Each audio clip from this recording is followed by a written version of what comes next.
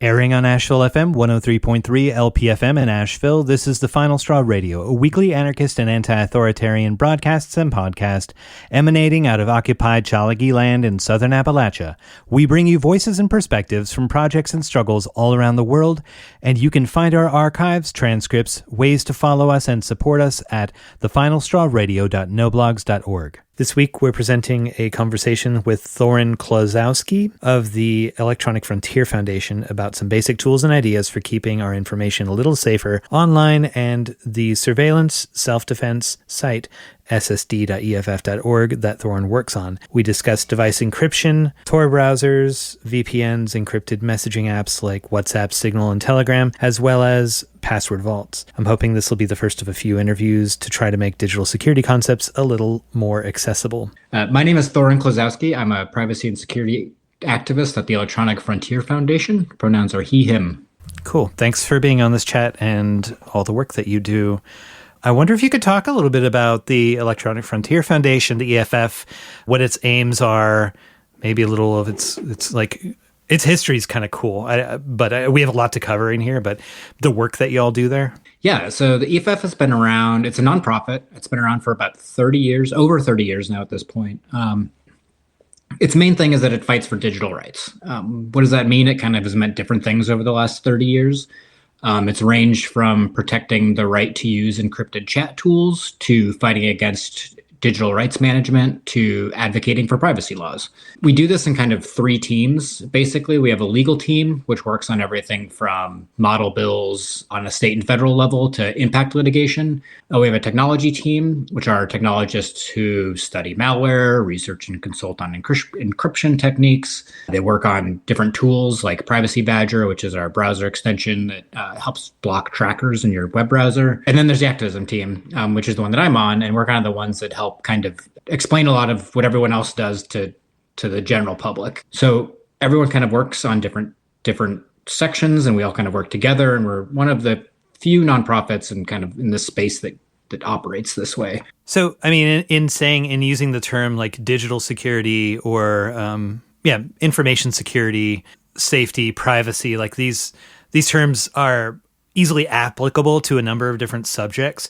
So because like y'all fall under what I would call like a civil liberties perspective, it's like focused on the individual and communities as opposed to advocating specifically on behalf of corporations or government entities and invoking and protecting those rights. Can you talk a bit about how that shapes the way that you interface with courts, government institutions, corporations, and sort of the framing that you operate from in that way? Yeah, I think the framing is trying to figure out how all of us can have a better time online to like simplify it down to like its bare bones. I think that's the kind of like core principle. And that might mean pressuring corporations to, maybe encrypt DMs. It might mean pressuring governments to pass a comprehensive privacy law. It might mean helping other organizations communicate securely and privately on their own. So we kind of just tackle it based on what the needs are in that moment and focusing on getting people the kind of privacy rights and just general rights that they deserve to have online, whether that's being able to speak freely or to control moderation, on a social media platform, helping people get their voice out, helping people communicate safely and securely. Can you talk a bit about Security Self-Defense, the website, who it's aimed at, and why y'all have produced it? Yeah, so it's surveillance self-defense, very often mistaken for security. But so SSD was created a little over 15 years ago. Its main purpose was to help protect people from government threats. And over the last 15 years, that's kind of shifted a lot, and depending on what's going on.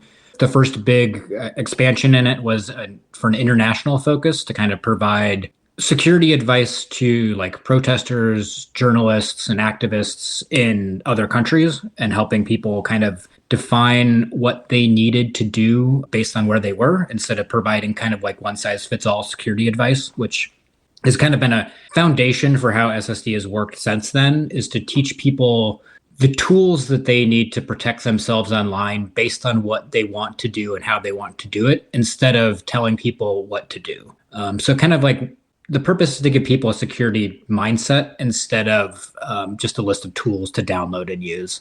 And that's kind of not really changed since it was originally created. The audience has shifted a little bit as surveillance has become a concern for not just people worried about government surveillance, but also corporate surveillance, which expands the kind of readership out to basically everyone at that point once you have both of those entities. And so where it stands now is that SSD is really built for helping everyone define what terms they want to engage the internet on and how to secure themselves in a way that they can do that privately and without information getting into the hands of people that they don't want it to.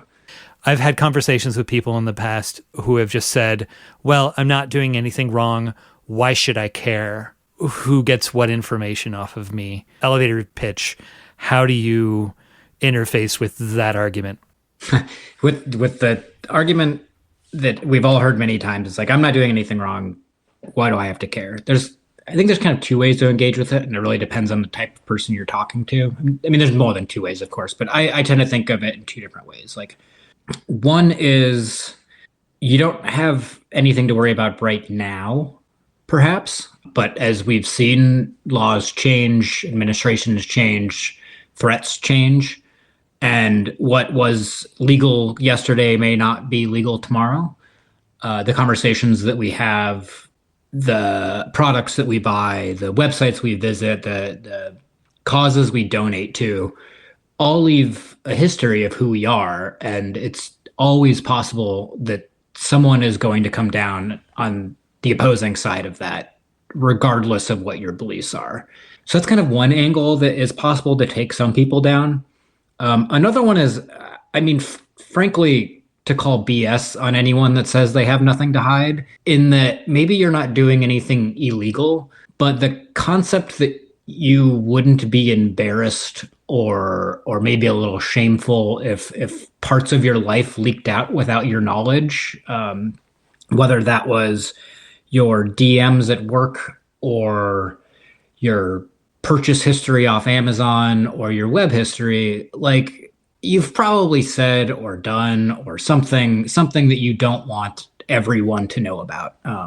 And it seems unrealistic for me that no one is like has that feeling. Like, I mean, maybe there are people that have no shame in them, but everyone deserves privacy because it's a right. It's a human right. And no one really should have access to our private conversations or our purchase history or any of that. Like, it just seems fundamental to me that is something that we can build on and have the conversation from there. If we don't agree on that, then it's a much more difficult argument to move forward, I think, with people. And I'm not sure you're going to get very far in it. So with that concept that I brought up of informed consent, I think it does say something about, because most of us don't understand how the technology around us is developing. We don't necessarily understand what information is being collected, who it's being shared with, under what circumstances.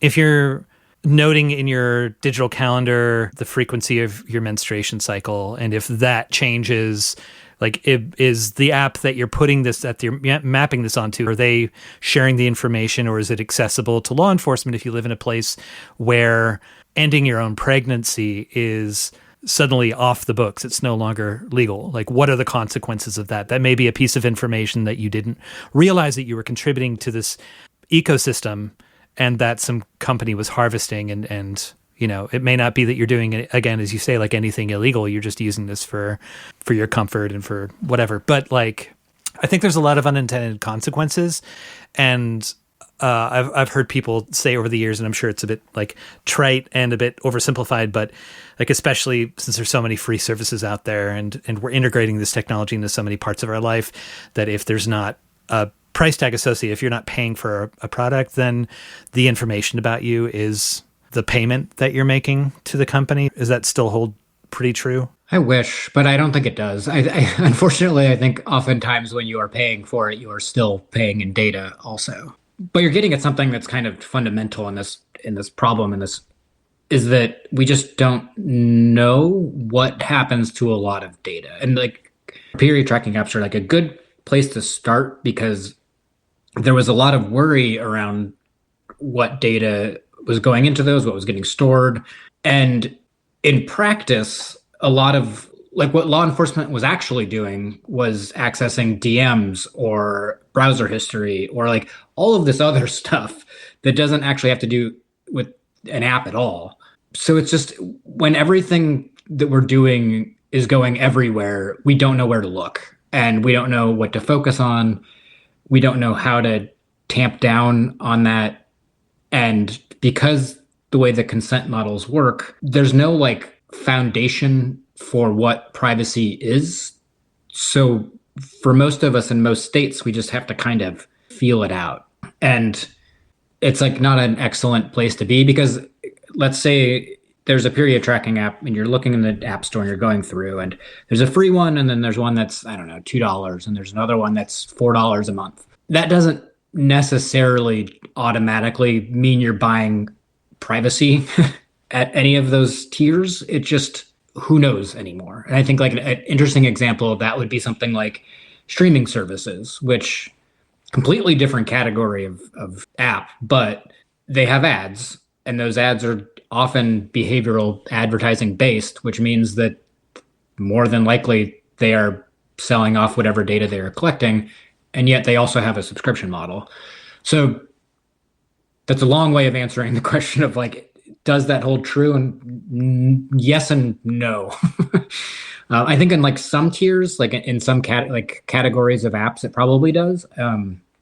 Maybe if it's something that a small team of 2 or 3 people are working on a notes app or something, they're going to have they might have a more readable privacy policy and like maybe their business model is going to be clearer in that you're paying $5 a month for this service and that is to pay their salary. Whereas a free one might be doing who knows what. So it can be used as a starting point, but it is not an ending point to that conversation anymore, I don't think. And rather than starting from a position of the universe is watching everything that I do right now, running and screaming down a hallway, can we talk a little bit about starting an approach towards security self-defense or considering the way that we interact with the devices around us through threat assessment, threat modeling? Could you kind of explain that approach? That'd be super helpful. Yeah. So threat modeling is kind of a scary set of words.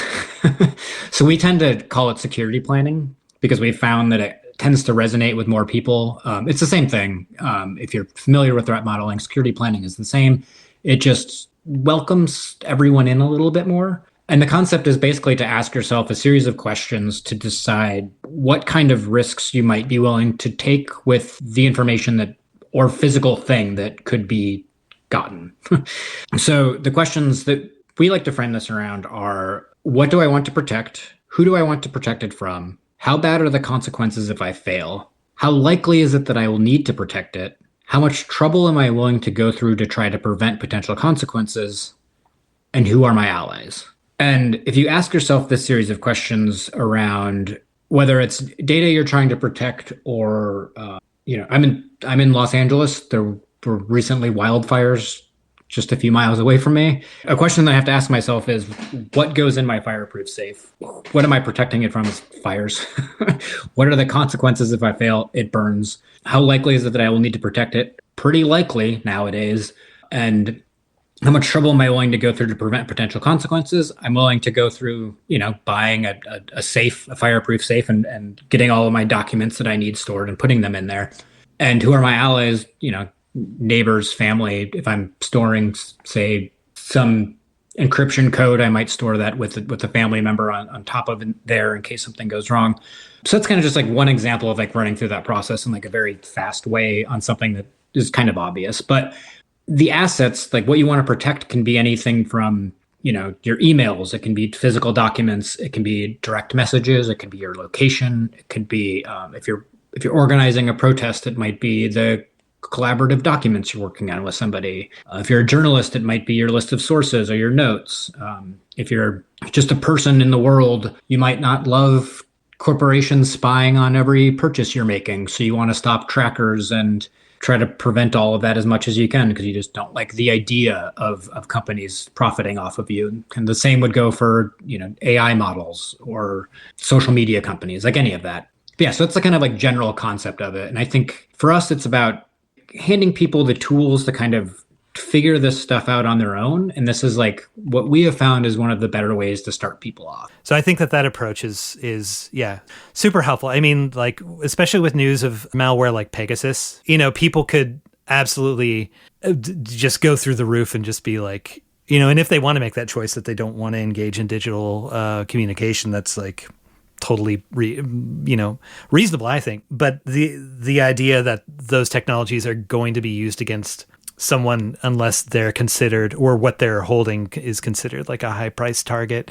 like the amount of work and the amount of energy and the cost, like the monetary cost of applying certain, like those kind of technologies to people.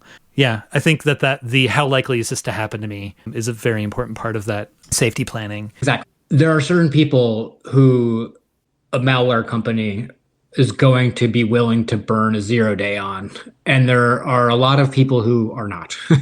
I think it is important to know if you are one of those people. If you are under an oppressive government and you are a journalist there or an activist, like that is a very different position to be in than someone, protesting here in the US even. Has its own set of risks, but like it's different.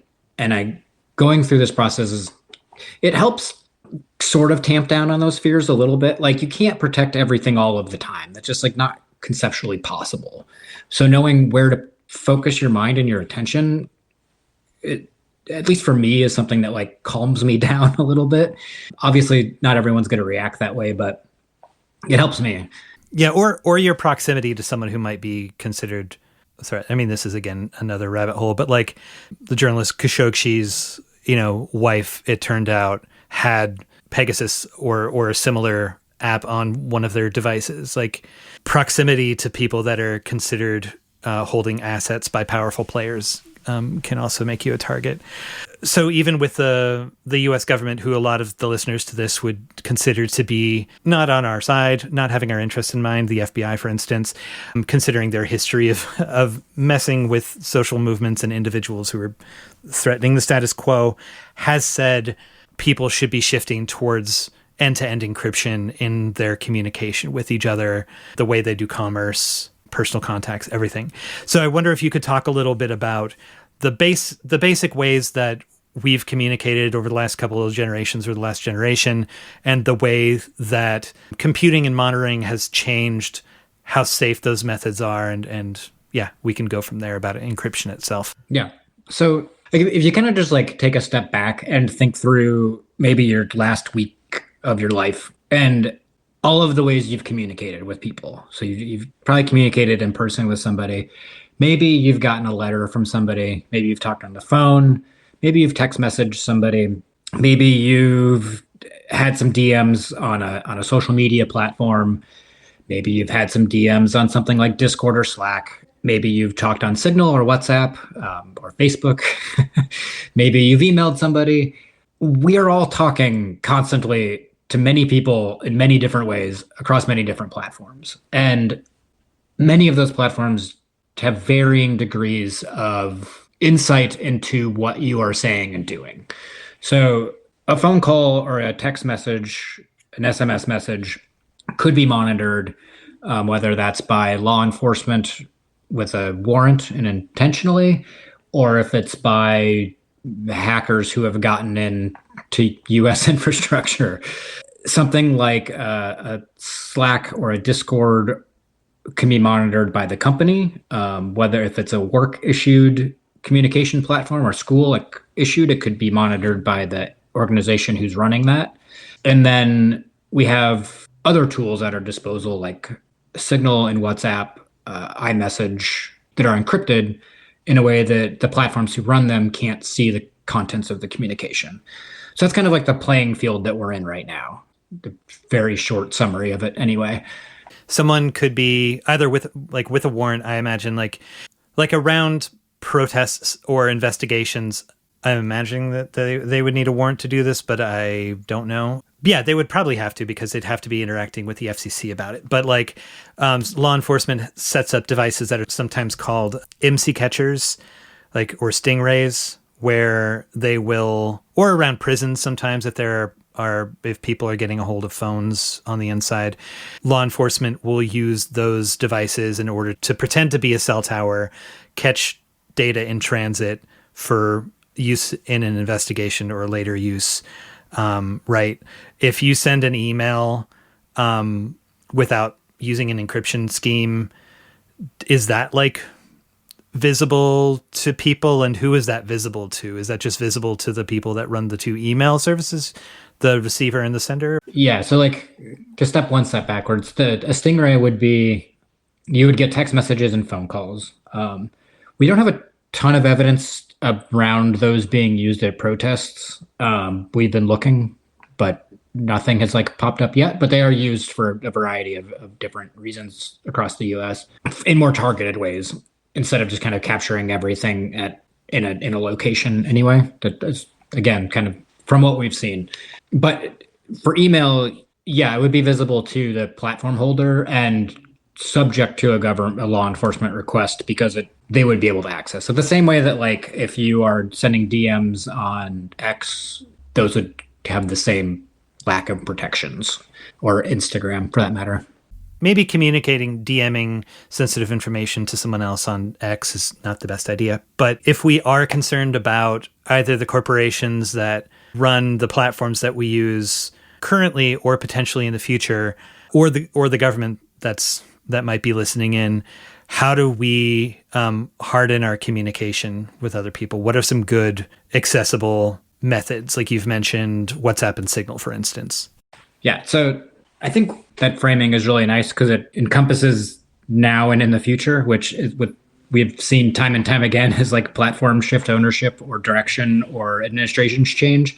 Suddenly you might worry about your DMs on a platform that you were not worried about before, which, to kind of do a side hatch conversation, is a good example of why we could use strong encryption everywhere. Because I think in general, when people see direct or private message, they assume that it is a private message and not accessible by anyone. So they often assume they might have these sort of protections when they don't. That's kind of a different part of this conversation that I won't dwell too long on.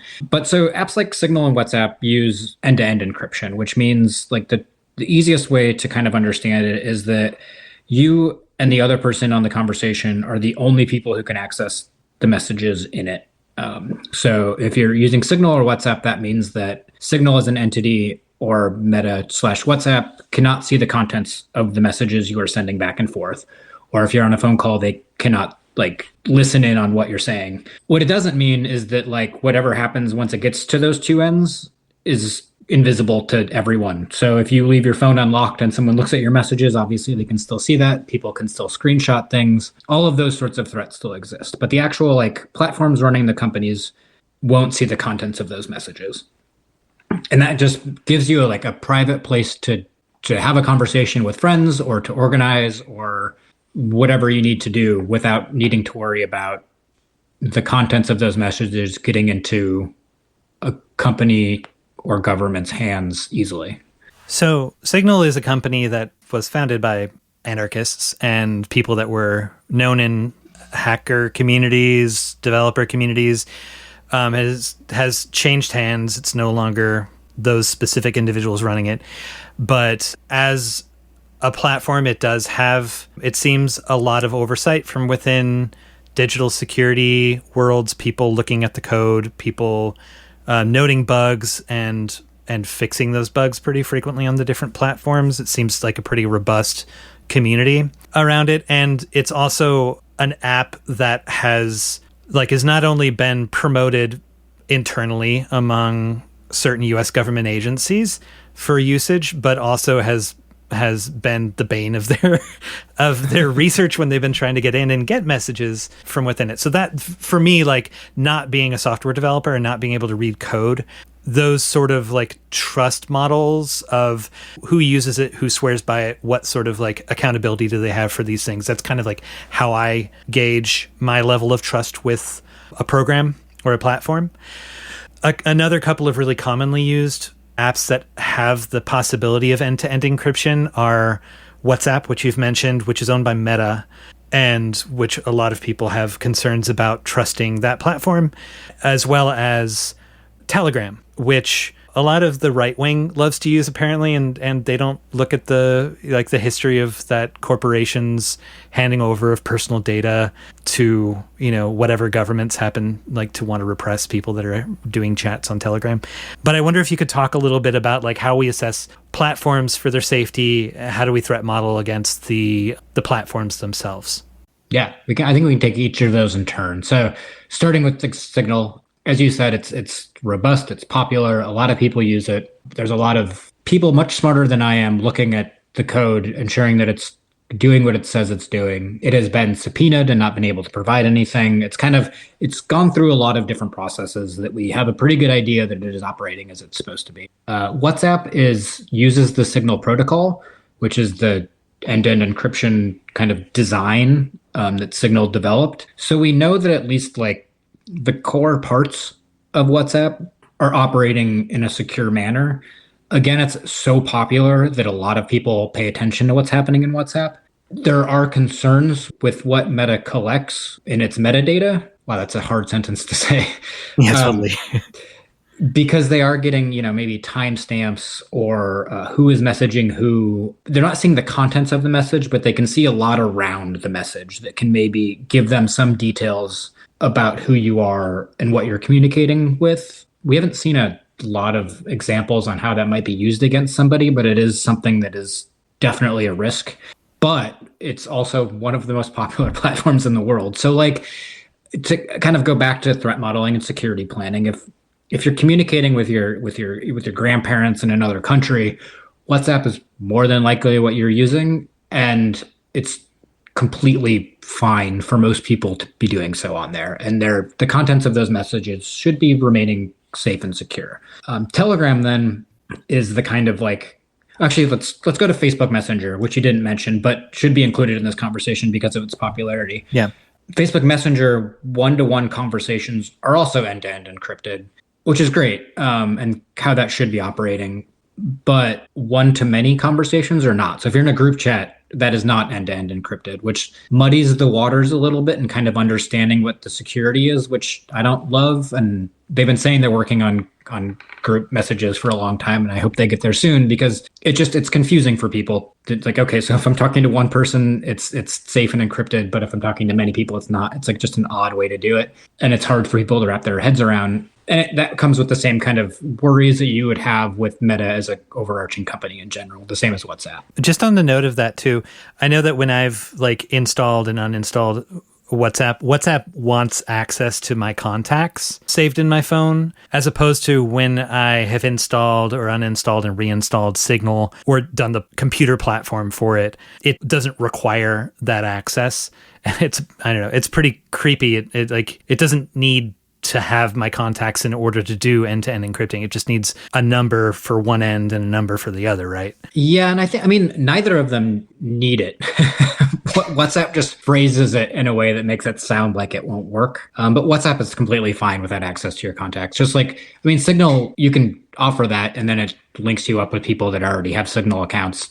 So it's possible, but they just kind of phrase it a little bit differently in the onboarding. But both of them can operate without it totally fine. Cool, thanks. I just wanted to kick that in there because that really annoys me about WhatsApp. Yeah, and especially with the way that, at least on an iPhone now, you can select only certain contacts that would be given access or given over to the app. But then you have to sit there and plug each one in and tap it, and it takes forever. It's a good step forward, but it's also kind of a design mess. Yeah, whereas on Signal, not only do you not have to share your contacts, but you can actually obscure people's ability to search for your Signal identity by making your phone number no longer searchable on Signal, which I think is pretty cool. Yeah, and you can make a username now, so you don't even have to share your phone number to begin with. But to its credit, a lot of this is because Signal was making choices as it went along. I remember whenever I first signed up for Signal, it alerted everyone that I just signed up for Signal. So it was a learning experience for them too. Do you want to talk about Telegram now that I've interrupted you? Yeah, so Telegram is kind of a weird example because it almost feels like I can't even think of any really good examples of what I guess Facebook would actually be the weirdest, closest analog because Telegram is not end-to-end encrypted by default. So you can have one-to-one messages, but you have to opt into that, which is how Facebook Messenger worked up until like about a year and a half ago, where you had to like turn it on, which is something that if you don't know, you won't do. And it often gets misreported in the media that the Telegram is an end-to-end encrypted app, which I guess it technically it offers that option, but I don't think that's usually what people think of when they think of it. They think of like the kind of beauty of Signal, and as you pointed out, to a lesser extent, WhatsApp, is that they just work and you don't have to do anything special. You kind of just install it and you start using it and you start communicating on it. And it works just like you're used to, like iMessage, which or Messages, which is also end-to-end encrypted, as long as everyone's got an iPhone. It just works like a chat app, and you don't really like think twice about that you're doing some like hacker crazy thing. You're just talking with your friends, and it just you can thumbs up, you can have emoji, you can do all this stuff. It's fun in that way, even if you're plotting a labor strike or whatever. Yeah, it's not like Element, for instance, which is like I hear is quite solid, but it also doesn't really communicate across platforms very well, and sometimes it gets reset. But at least you can like self-host that. Yeah, like I mean, a lot of this is just getting people to use the thing, and the way you do that is you make it fun to use, or interesting to use, or easy to use. That's kind of half the battle with a lot of this.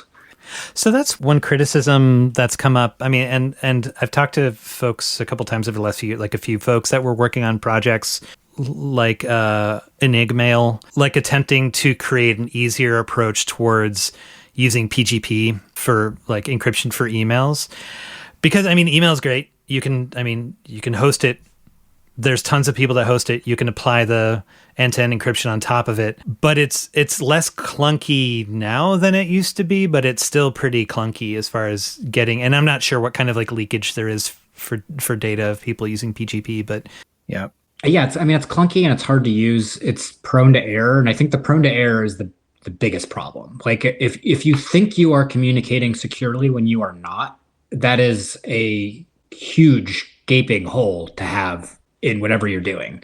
And I think that's for me, that's a bigger risk. Like I would rather just stick to chat apps because they're significantly easier to use. Email, if you know what you're doing, it's totally fine. But the chances of everyone on that email chain knowing what they're doing is diminishingly low, I think. So we've agreed that Signal is like a pretty trustworthy, like it seems like a pretty trustworthy platform. A lot of people, more and more people are using it.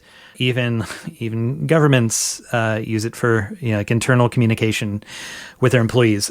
One thing that comes up every few months, Signal chats that I'm in, is someone sends a message that says Signal has been compromised. There's a new 0-day hack out there. Like these sort of announcements sort of flow through, and I see people make the same explanations for the most part every time of this was a known thing on the specific phone platform that they patched. They fixed it, like the manufacturers fixed it 2 years ago.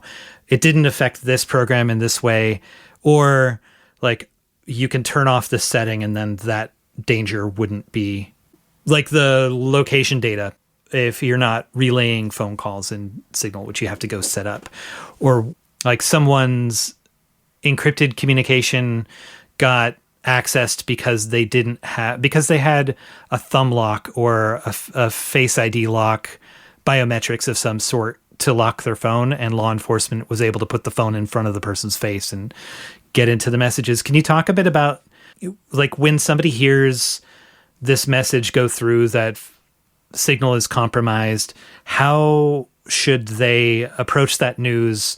Where can they go to find more information about it, and like better ways to handle that than just passing it on? Yeah, I think to look at that cautiously, as we kind of talked about before, like Signal specifically is looked at by a lot of people often, and the protocol is also used for WhatsApp. So to kind of expand that out, and like there are a lot of eyes on Signal all of the time. That does not mean that problems don't arise, bugs don't happen, people don't have their phone set up in a way that fits in their security model.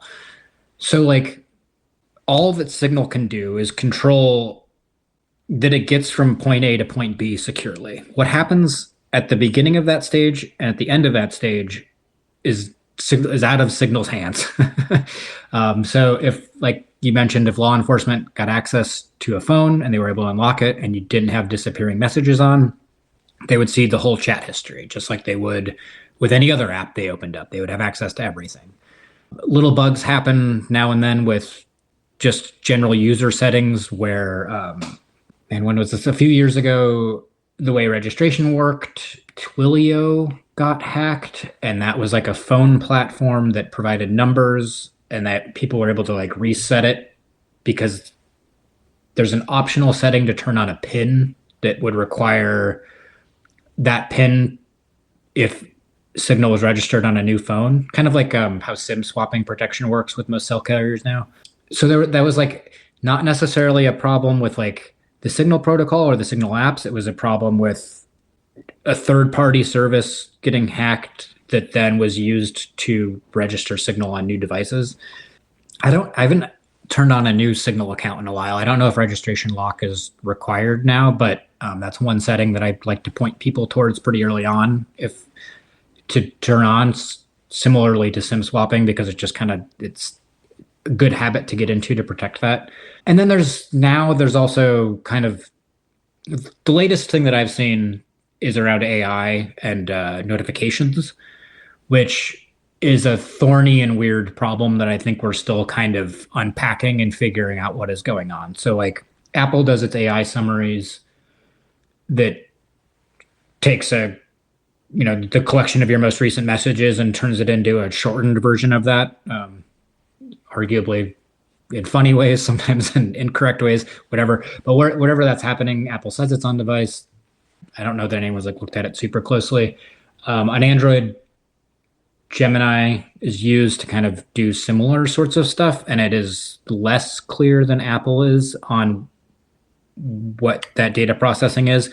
So it's like the point I'm trying to get at here is like every year there is some new kind of hole in a lot of this that we have to think through, whether that's as a community of people using a service or as the providers. And there will be conversations around this all of the time, forever. And the best resources are probably tech journalists to look to figure out if something is legit or problematic, or if something you need to be concerned about, or a setting you need to change. I think sites like TechCrunch, 404 Media, even The Verge are all look like if something gets this big, it's going to be reported on there, and you'll probably find a pretty good write up on what's going on. But it's one of the reasons why, like, personally, I find the default settings that an app launches with or a new feature launches with to be really important. It's kind of about opt-in consent on a user's point of view of like asking if I want an AI to be summarizing these messages or not, instead of just turning it on and doing it. I think it's a way that we engage with technology and something that we've been taken advantage of for so long with a lot of this that it's like very frustrating when it happens, because it feels like this could have been easily avoided if you just asked your users what you want to happen. And unfortunately, it just does not happen very often anymore. I know that to point back to the project that you work on, ssd.eff.org has guides to different apps for encryption that one might approach and sort of introductions on how to set them up, right? Yeah. Cool. If folks are finding that we're a little bit in the weeds and you want to like get more detail with words in front of you that are easy to access, this is a good place to start. There's like data in transit. There's the communication between devices, and that's sort of what we've been talking about in terms of encryption. There's data that's more static in terms of encryption that I think is also important to talk about. Like we mentioned, like one of the biggest threats to the messages in your phone is like when it first gets created on your device, what's the phone doing with that? Or the messages that are sitting on your computer that you may have like locked with a thumb lock, your fingerprint or whatever. Can you talk a bit about device encryption approaches? I know there's a lot of different devices out there and there's different locking methods, but what are some good resources and what are some good approaches towards thinking about, like, do I encrypt my hard drive on my computer, for instance? Yeah, sort of good news there in a roundabout way is that like device encryption is pretty common nowadays, with most devices that are purchased and set up within the last, I don't know, 3 or 4 years probably. They have device encryption enabled practically by default, or at least they push you toward it. Like unless you like intentionally do not set a password, you are probably already using device encryption. So that's the kind of good news. As long as whenever you set up your Windows computer, Mac computer, iPhone or Android device, and you have a passcode or password, device encryption is more than likely on.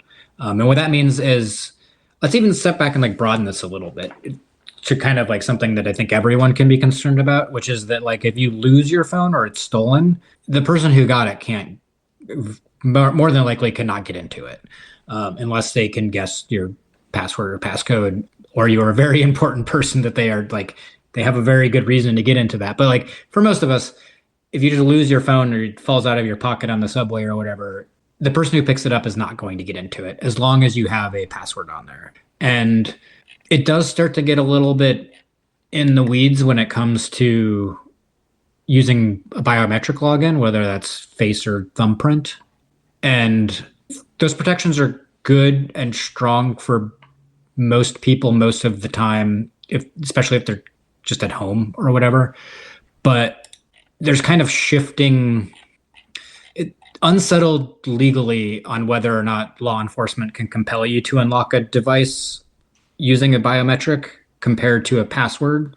This starts to get into like legal territory that I'm not going to try to pretend like I fully comprehend, but it's unsettled, I guess, is the kind of like shortest way to get to the answer. So if you're in a situation where you feel like you may be compelled by law enforcement to unlock a device, it's usually best to turn off the biometric, whether that's face unlock or thumbprint. So if you're going to, like, for example, if you're going to a protest where maybe you'll get arrested, that's a good time to like turn that off, even just temporarily. You can turn it back on whenever you're back home or back to your like a more day-to-day life where you're not concerned about that. But yeah, so it's the kind of like short version of what's going on with device encryption. The good news is it's easy, it's everywhere. The bad news is it is possible to accidentally not turn it on. So if you don't unlock your device with a password, I would recommend going in and figuring out how to do that for whatever you're using, whether that's Windows or Mac or Android or iPhone. The Final Straw is a proud member of the Channel Zero network of anarchist podcasts, and here's a jingle from another member of CZN. Join us for Kite Line, a weekly radio program on Channel Zero network that focuses on issues in the prison system. With over 50 episodes already released, you can hear informative and riveting stories about the impact of prisons on people both inside and outside of the prison walls, and how they fight back. Kite Line is intended as means of communication between people across prison walls. Our goal at Kite Line is to amplify the voices of those within the prison system, while encouraging dialogue with those on the outside. Hear us on the Channel Zero network and visit our website for more information or previous episodes at kitelineradio.noblogs.org. If you want to support the Final Straw Radio, you can subscribe to our podcast via various platforms, follow, rate, and share our materials online, and learn more at tfsr.wtf.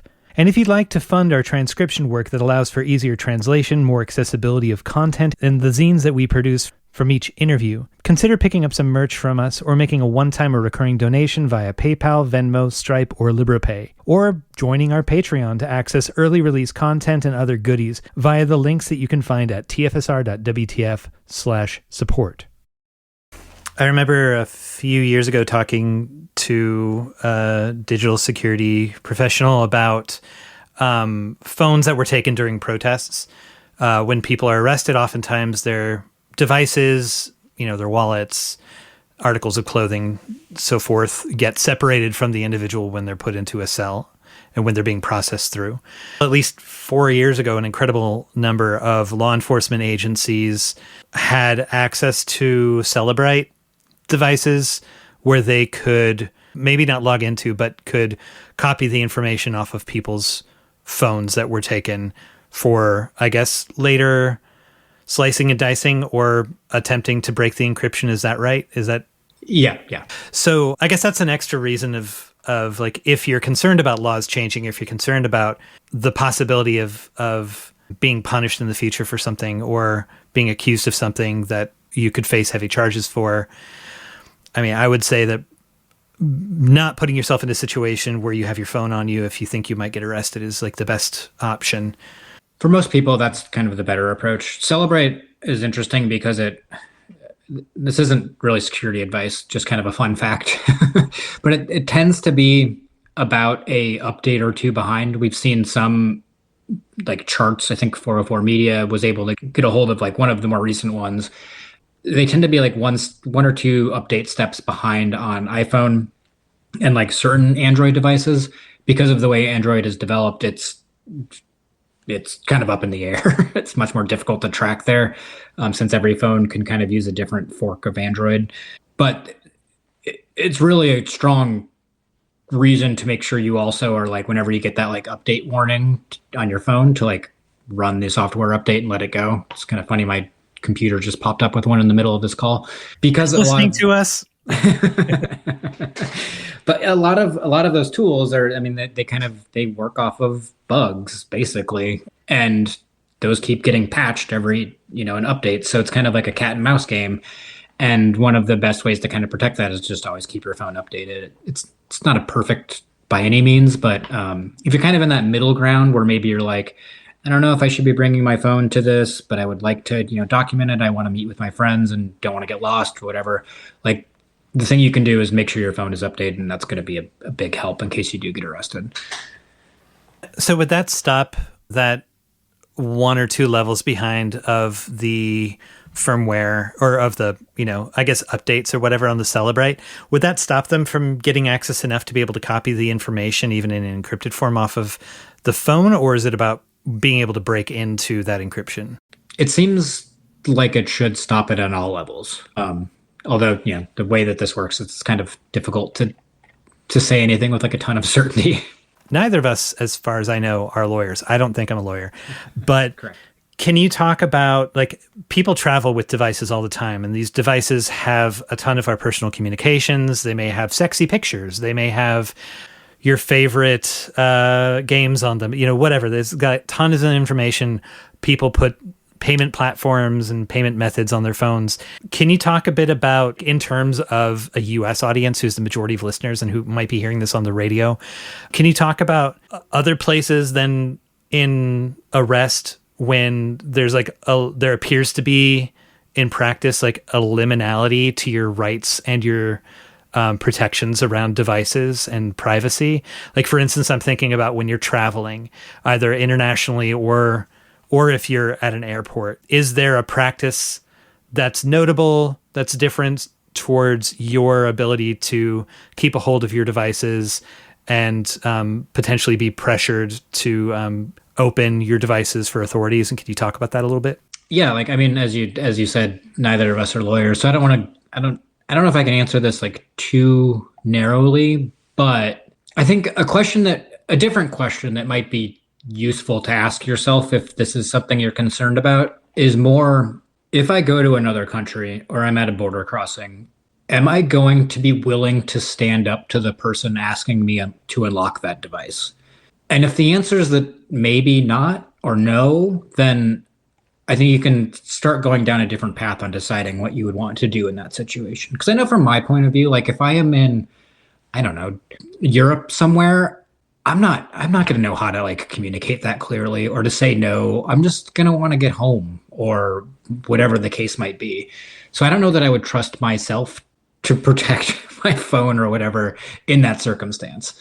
And I think if you're kind of in that same point of view, then like I would reconsider what you might want to have with you at any given point. Because I certainly don't know the laws of every country or what access Poland's equivalent of the TSA is going to be able to do on my phone, Like, I know that when I fly internationally, I carry a different phone. Luckily, also in the United States, you don't have to register to get a SIM card.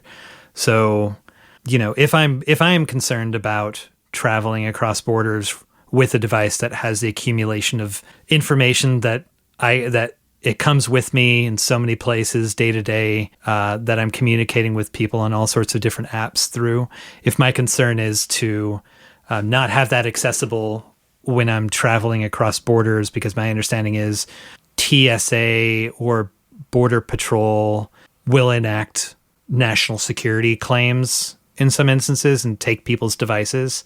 And in any case, you're separated from it for, while you're while you're passing through security zones. It's also useful to think about who you are and why you're traveling. I think if you're a journalist who's traveling for a story and you don't have a phone or you don't have something, that's going to cause as many alarms as if they found something. So I think you got to go through a lot of different questions here, which again is kind of why like the kind of threat modeling security planning is really useful for something like this specific instance. Because if you're just kind of like cruising around on vacation, there's a different set of concerns to have than if you're on a reporting trip or whatever else it might be.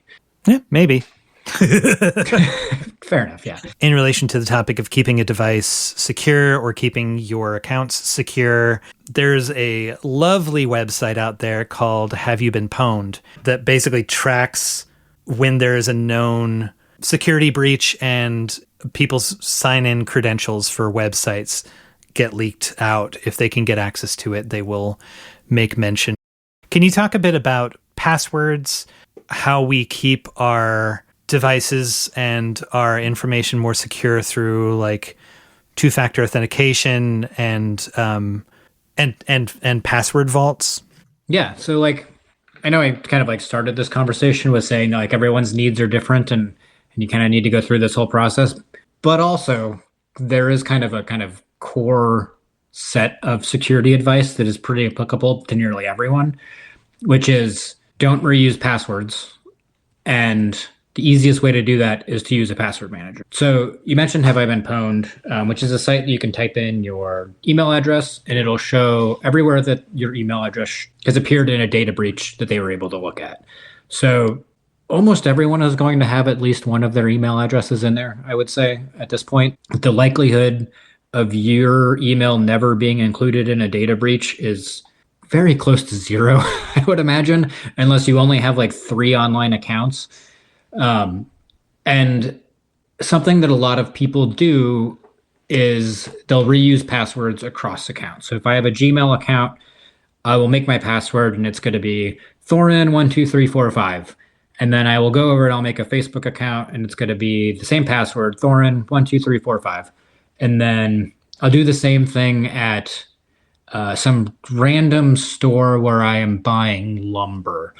And 5 years in the future, that lumber company will suffer a data breach and everyone who purchased anything off of there will be in this giant spreadsheet that includes their phone number and their name and their email and the password they used and maybe their credit card. And then someone will come along and they will plug all that into a program and they'll just start trying that username and password everywhere. And eventually it's possible that they will land on my Gmail account or my Facebook account. And then they're into the whole thing. So they kind of get into all of my accounts from there. So the best way to help prevent that from happening is to use a unique password on every website. The amount of accounts we all have is such like an absurd number that it's basically impossible for most people to keep individual passwords in their head for everywhere. So there are programs called password managers that do this for you. These operate on, some of them are free. There's a chance that you've interacted with it on your iPhone or Android device, maybe without even like fully realizing it, or your Mac or Windows device. And what they do is they store the username. They usually generate a password. It's usually a long password that kind of meets the password requirements on whatever page you're on. So it's, got a character and it's 8 characters long and it's got a weird, number sign and some numbers and everything. And that way you don't have to remember it. Those will usually get locked behind, if you're using Apple or Android, it'll usually get locked behind your Google or Apple account. If you're using a third-party password manager, something like 1Password or Bitwarden are a couple popular ones. It'll all get stored inside of that. And that is locked behind one single password. That one single password should be very strong, unique. That's the one thing you do have to remember. It's not, the onus is still on you a little bit to need to remember something. It's that one password. So that's the one you'll want to make nice, strong, and long, and not Thorin 1234. So that's like kind of part one there. Part two is to use two-factor authentication whenever it's offered, whenever it's possible. That is, if you've ever tried to log into an account and you'll get a text message with, six numbers, you're like, you have to type that in before you can log in fully. That's two-factor authentication. The kind of strongest way to do that is usually through a separate app that generates those numbers for you, but you might also find it in, email, text message. Kind of, it appears in a variety of different ways. Google, sometimes you'll log into like an Android device and it'll be like, confirm that this is you on YouTube from your computer. It's kind of it all operates similarly, but is kind of deployed differently. And the idea there is that like, even if someone does get your password, they cannot get into your account unless they have that second factor. That second factor is usually a physical separate device of some kind, a phone that you can receive text messages on, or an email address that you would be able to access from somewhere else. So it's the kind of like gist of it. And like those two things combined can kind of protect most of us from the simplest sorts of account hacks that can happen. Yeah, and then I guess there's like I've had some friends that have worked at banks, for instance, and there's been an extra level of security where they've got like a physical USB key that they have to have plugged in for an app to work or for the computer to even stay powered on or whatever, right? So it can get more complicated if your concerns are more complicated. Yeah, it can. So like security keys are kind of the gold standard for security. And it is, like you said, it's a physical, like it's a USB key. They're usually shaped like keys, but not always. And that, connects into your device, whatever it is, a phone or a computer. And usually requires like a tap or a touch before it'll like authenticate. And those are good and strong because what they can do is kind of protect against more sophisticated phishing attempts. So not to get too technical, but like if someone is just trying to like kind of try to get everyone and they're just throwing out these like phishing emails and you click on something and you enter in your password and then it asks for an authentication, and that is done through an app of some kind, and you like physically type it in, there is the chance that is kind of like all spoofed in order to get into an account. It's not like super duper likely, but it is possible. A security key is more phishing resistant in that like it does more work to authenticate that you are where you are supposed to be. So if a website is www.goog1e.com and you don't realize that it's not actually Google, it could trick you into entering all of that information manually. But a security key would protect that by knowing that you are not actually on google.com, if that all makes sense. Yeah, absolutely. No, that's useful for sure. There's a ton of information that I would want to like keep just popping questions at you. I want to reiterate though that for folks who are into reading introductions to some of the topics that we've been talking about, there's a lot of those on ssd.eff.org. Lots of step-by-step approaches towards concepts like encryption or your specific device or getting to know threat modeling concepts, which I think is super helpful. Another element of, and people might not think about it in terms of us communicating information by visiting a website, but at a very foundational level, you're sending a request for information to this place that's sitting on someone else's computer out in the internet, and it's sending information back. If we're considering that as important data, the sort of searches that we do, the websites that we visit, that might be a thing that we want to protect or keep obscured from agencies, organizations, the person sitting next to you at the cafe, whatever that you're using the internet on. Can you talk a bit about some of the reasons that someone, for instance, in the US might want to obscure their web traffic and some easy tools that people can learn more about and start applying in their life? Yeah.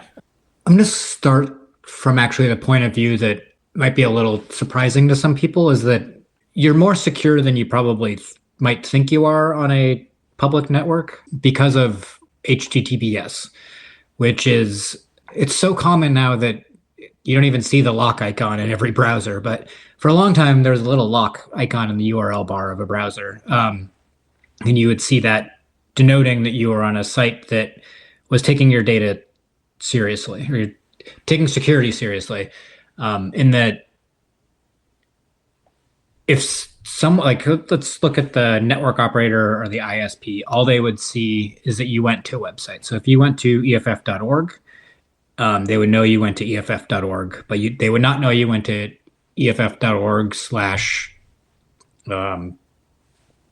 Thorin Klosowski. I don't know why you would go to just my name, but you could About do that us if you wanted. Yeah. Yeah. So the amount of data that is easily accessible is less than people think. For a very long time, browsing the internet on a public Wi-Fi network could be dangerous if someone on that Wi-Fi network was monitoring all of the internet traffic, and you were maybe shopping or banking. You're at the airport or coffee shop, and you're buying a T-shirt. 10 years ago, maybe you were on a website that did not have that little lock icon, and that meant that it could be possible for someone who was eavesdropping to maybe see a password as it traveled across, the Wi-Fi network, or a credit card number or whatever. Nowadays, that's less of a thing. Most sites are encrypted with HTTPS, which means that from your computer to the server, it's encrypted. So if someone is on a Wi-Fi network looking at all the traffic, they wouldn't see anything, or the ISP wouldn't see the specifics of that information. So that's the kind of good news there. But that doesn't mean that nothing is available. The websites you visit are still available.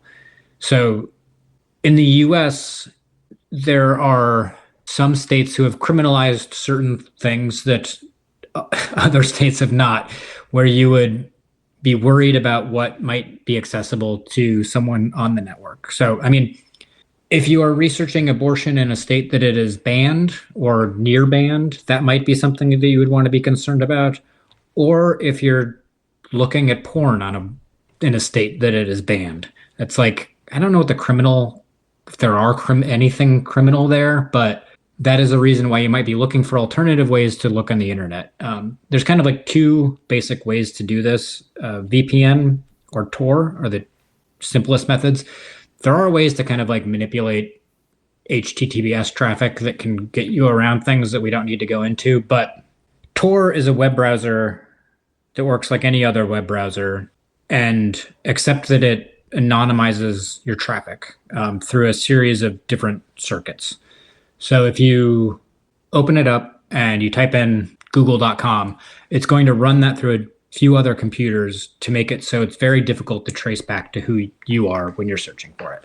The kind of beauty of Tor to me is similar to Signal, where it just works out of the box. It doesn't really require a lot of finagling or setup. You can change settings if you have different concerns, or if you're in a country where you're running into very complex censorship. They have ways to kind of help you get around that. But for a lot of people, especially in the US, you just download the browser and you use it like any other browser, and it kind of just does it all automatically. A nice thing that Tor also does is it doesn't save your browsing history, which we've seen browsing history used as evidence against people often enough that it's something to think through. Your browser kind of saves everything that you're doing. That's a lot easier to access than, say, subpoenaing internet service provider. That's Tor. The other tool would be just on that too. A downside of Tor, right, for a lot of people might be that a website won't load because they're visiting it from a Tor browser. Is that correct? Yeah, it won't load, or it'll be slow. Since it doesn't load, because it blocks all trackers and kind of all of the things that the internet uses to figure out where you are and who you are, some stuff just straight up won't work. Video is probably the biggest example of that. A lot of shopping sites don't work very well, but it's useful for researching information. I would say that that's the best thing to use it for, is if you're just trying to learn about something, mostly text-based. There are steps to take that even further in onion-based sites, which take that anonymization to another level, where instead of going to the public-facing URL of EFF.org, you would go to our Onion site, which is hosted on Tor, and it is just even more private. Yeah, and the reason Onion is like Tor stands for the Onion router, as in it's got these multiple layers, these skins that you have to go through to get to the core, which kind of obscures the path, right? So if people talk about Onion sites, they're referencing that protocol. Yeah, it's been a part of my like brain for so long that I kind of forget totally. a lot of the foundational things. I was just imagining somebody trying to stuff a chop of onion into a USB drive, and I was like, no, don't. I mean, maybe that is what we all need to do. Well, the other, and to go back to like, maybe you're not so much concerned about obscuring. You're in a state where abortion has been made illegal and you're wanting to do research. The other thing is that, or pornography or whatever, like a bunch of states in the Southeast have blocked a bunch of porn sites. Like if you've got an IP address, or not the states have blocked them. I guess the websites have blocked IP addresses that appear to be coming from places where the states have told them don't share this content. And I'm sure that's the same for political content. Or other political content. I guess that's a separate debate. But yeah, so accessing something that maybe the provider is in agreement with the authorities where you live as to like, you should not have access to this piece of information. Yeah, and that's kind of the one thing that VPNs are good for. They're good for shifting your web traffic to make it look like it's coming from somewhere else. VPNs are complicated because they have a long history of over-promising what they can do, and I think there's a misunderstanding of what they are capable of. But when it really boils down to it, what they are good at is shifting your location. So if I am in California, I can pretend like I am in Sweden or in Texas, like wherever. The things to consider with VPNs are, it might feel like that is protecting all of your traffic and information from your internet service provider, or even a government, perhaps. But all of your traffic is going through the VPN. So the VPN has access to everything that you're doing in the same way that like an internet service provider would. So it's not really a security tool or even a privacy tool. It's really just a way to shift your web traffic and where you are to appear like you're coming from somewhere else. I think that's the kind of like best way to think of it. Obviously, I would rather we had strong, federal laws that were protecting even the need to do this instead of having to download some weird tool. But I think thinking about VPNs, that's kind of like the extent of what you will want to ever use it for or consider it about.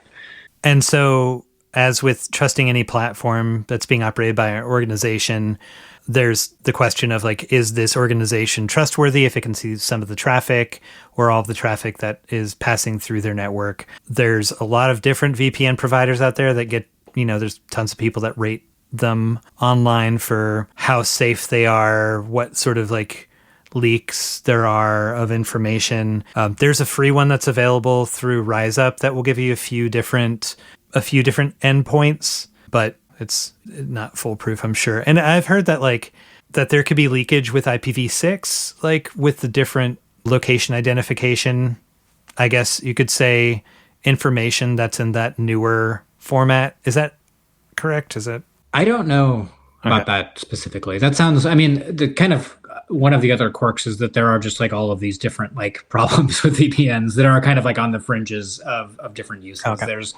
There's been a couple of recent bugs around whether or not they're fully encrypting traffic. So using it as a security tool on like a public network is not really that useful because it would be very easy to kind of like tap into that and access what they're doing. Corporate VPNs have had some recent stories about weird quirks there. It's kind of like everything else where they're just, it's very difficult to keep up with a lot of that. And I would recommend not really trying unless it's your field. And just to sort of complicate this a little bit more too. So one concern that civil libertarians or other activists have had in the past about Tor is, people have complained about the funding sources for the initial program being a product of naval intelligence research. And so the way that it works is you connect to a network and there's nodes that your data travels through that obscure the apparent path of your data, and that's what makes it hard to track where you're communicating from, I guess, and therefore where you're communicating to. And those nodes are physical infrastructure. Like when people say the cloud is someone else's computer out there, nodes are on someone else's computer out there. And the NSA over the years has been running more and more of those nodes. And people have been concerned that the visibility by having a large amount of that infrastructure in their hands, they would be able to get more information about A, who's using it, and B, what they're using it for. Is that, I mean, this is I can hear you typing. So this is like a niche question, but if someone is concerned about the recent swing that a certain federal government has taken politically, and maybe they should have already been concerned about it, but how can that figure into their safety plan? Should it? Those nodes won't have access to the websites you're visiting or who you are because of the way they kind of like run through everything. But it is possible to know that you are using Tor, and it is possible to like misconfigure Tor. So I think there's kind of like, it's sort of similar to how we were talking about with Signal, where like there's just not a lot, but there's a couple ways where things can kind of like go wrong. And that's something to consider. Like Tor will not keep you anonymous if you're logging into your Gmail account or whatever. And the way that like all of those bridges work, the person running it won't see who you are, but that final exit node will know your traffic. But it won't know where it's coming from or who it's coming from, if that makes sense. It's why like running it, like when you're using Tor, your web browsing goes through a number of these nodes. And that exit node is kind of like one of the most important ones, and one of the ones that is like a little bit more critical to run. We ran a project, when was this? A year ago, called the Tor University Project, where we wanted universities to set up Tor nodes because they just kind of have the infrastructure to do so in a way that is like much stronger than regular people can. And those exit nodes required like a lot of legal stuff that is over my head that I'm not going to try to get into here, because there is like a different implication for a lot of that. But I think it's like anything, it's a tool that can be misconfigured or misused in a way that might lead to a false sense of security. Well, yeah, I've kept you on for a long time, and I really appreciate you taking the time to have this chat. So there's ssd.eff.org, surveillance self-defense. Got it right this time. Are there any other resources? And you've mentioned a few, like TechCrunch, Verge, a few different 404 Media as like resources that people could do some more research into digital security if this is an area that they're interested in. Any other things you want to shout out before we close up the chat?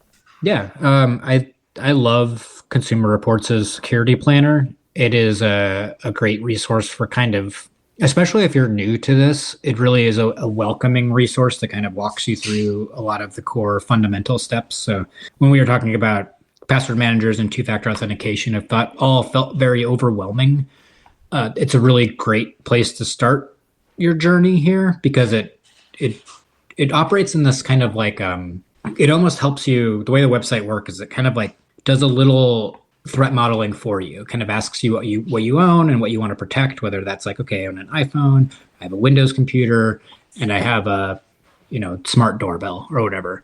And then it kind of like builds a little plan for you to follow, and it just teaches you the fundamentals in a way that is it's very welcoming and it's well done. It's available in English and Spanish. SSD is available in a lot of languages. So especially if you speak a different language or if you work with communities that are not English speaking, we have a lot of resources in that way too. Yeah, that's great. I'm glad that you brought that up because I didn't even think to ask. That's super helpful. Well, yeah, Thorin, thanks for having this conversation, for the work that you do, and I'm excited to share this with the listeners. Cool, yeah, of course. And now some words from anarchist prisoner Sean Swain. Fart goblins are a real trip.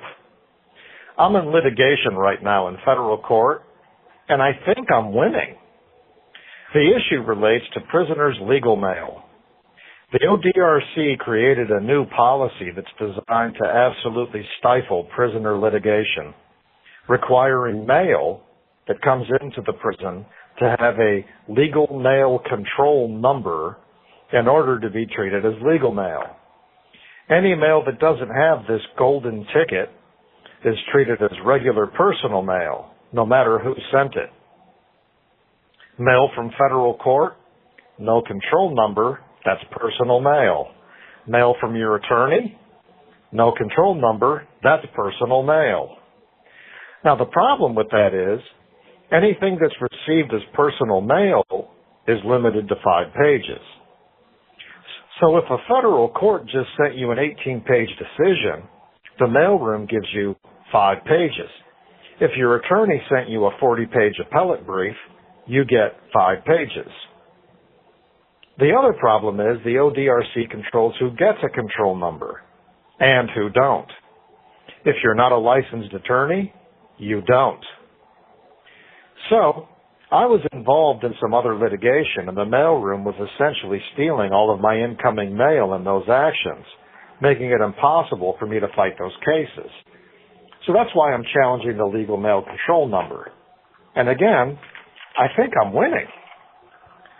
Recently in that case, the Ohio Attorney General's office, that's who represents the prisons, they filed an argument that's very illuminating, gives great insight into the way that fart goblins are masters of duplicity. They argued that the legal mail control number is necessary as a security measure to stop drugs from getting into the prisons, particularly a synthetic drug called K2. They claim K2 is a real problem in Ohio prisons and that the legal mail control number has curbed the use of counterfeit legal mail for smuggling K2 into the prisons. They make it seem that this control number is a reasonable response to drugs so they can keep the control number in place and steal my incoming legal mail. So let me tell you about K2. In prison, it's called tune. Tune is a chemical sprayed on paper. When you smoke it, it gives an intense euphoric high. Tune is big business in Ohio prisons. It's everywhere. It's even here at the Super Duper Max. Tune has flooded the prisons, and here's why. Economics. Tune is sold by the face. That's what it's called. A face is the size of a prison ID. You know, your normal 8.5 by 11 sheet of paper is roughly 10 faces. So, each face sells for roughly $250. You can buy a page of tune for $2,000. Yeah, $2,000 for a piece of paper. When I was at Warren, their internal drug task force included 2 staffers who ran the recreation department and were on the payroll of the Bloods. The Bloods paid them $4,000 a week to mule in drugs. So these drug task force guys, who were working as mules, would go out to the parking lot, shove 100 pages of tune down the front of their pants, and cover it with a Carhartt jacket, and bring the tune to the leader of the Bloods. At $2,000 per page, each delivery was worth $200,000.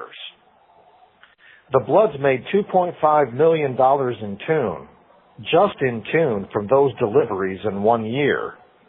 That doesn't include Suboxone strip, meth, or cell phones. In 2018, they were caught. The leader of the Bloods was found with a cell phone, and the phone numbers linked to those 2 staffers were discovered in the phone. They were forced to resign. No charges. During that same period, I saw literally dozens of kitchen staff fired for conveying. Dozens, rotating in and out over a 4-year period. And again, no charges. What I'm saying is, prison staff are a lucrative drug pipeline. Organized gangs who monopolize the tune market are making millions of dollars a year at each prison. A friend of mine got paroled from a medium prison last year. He said the tune epidemic is so bad, there's a constant haze of smoke drifting through the dorms. The guards avoid going in there and hold their breath when making rounds. He said you can routinely find someone passed out on the floor laying in their own puke, high on tune. Here at the Super Duper Max, there was a prisoner we'll call Brandon. He was found catatonic in his cell in possession of tune. He went to SEG. When he got out of SEG in less than 48 hours, he was found catatonic and in possession of tune. In 5 subsequent events, after longer and longer SEG stints, Brandon didn't even make it 6 hours before he was found catatonic again. 5 times. This is at the Super Duper Max, built to house the 1%, the worst of the worst. What I'm saying is the Ohio Attorney General is lying to the federal court in my legal mail case. They're concealing just how catastrophic the tune epidemic is, how pervasive, how corrosive it is to the orderly operation of their prisons. They're pretending that their legal mail control number policy that might stop the delivery at max of 10 sheets of tune at a time is designed to win the war on drugs. When they know their own drug task force officers are routinely smuggling $250,000 in tune under their Carhartt jackets right into the prisons. A gang leader smuggling tune actually laughed when he was asked if he would return to smuggling tune through legal mail. It's not cost or risk effective.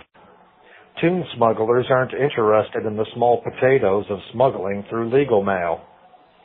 So, you see, the legal mail control number is totally irrelevant to the tune crisis, which leads me to wonder if the Attorney General even knows. Perhaps the people in charge aren't lying. They're just oblivious to impending systems collapse. And if that's the case, we'll soon be witnessing the utter implosion of the Ohio prison system, not abolished by ski-masked resistance from outside or rioting prisoners taking hostages, but abolished by greedy staff delivering the prison system's doom like thousands of Trojan horses. And, as always, the people in charge are clueless. This is anarchist prisoner Sean Swain from the Super Duper Uber Mega Ultra Hyper Turbo Multi Maxi Max in Youngstown, Ohio. If you're listening, you are the resistance. You can still write Sean at his new old new again address at Sean Swain number A243205 OSP Youngstown 878 Coitesville Hubbard Road, Youngstown, Ohio 44505. You can find his past writings, updates on his case, hear his past audio, find out how to get his books, plus ways to contribute to his legal defense fund at seanswain.org. This is The Final Straw Radio. The show will later be archived at thefinalstrawradio.noblogs.org, and you can email us with questions and suggestions at thefinalstrawradio@riseup.net or thefinalstrawradio@protonmail.com. If you'd like to use any episode for your project or radio show, feel free to do so. Just send us an email to let us know. If you care to, you can send us letters at TFSR, P.O. Box 6004, Asheville, North Carolina, 28816. Programming support is brought to you by Firestorm Books. Located at 1022 Haywood Road in West Asheville, Firestorm is a bookstore and social movement space owned by its workers, in operation since 2008. Their event calendar and complete catalog of books can be found online at firestorm.coop.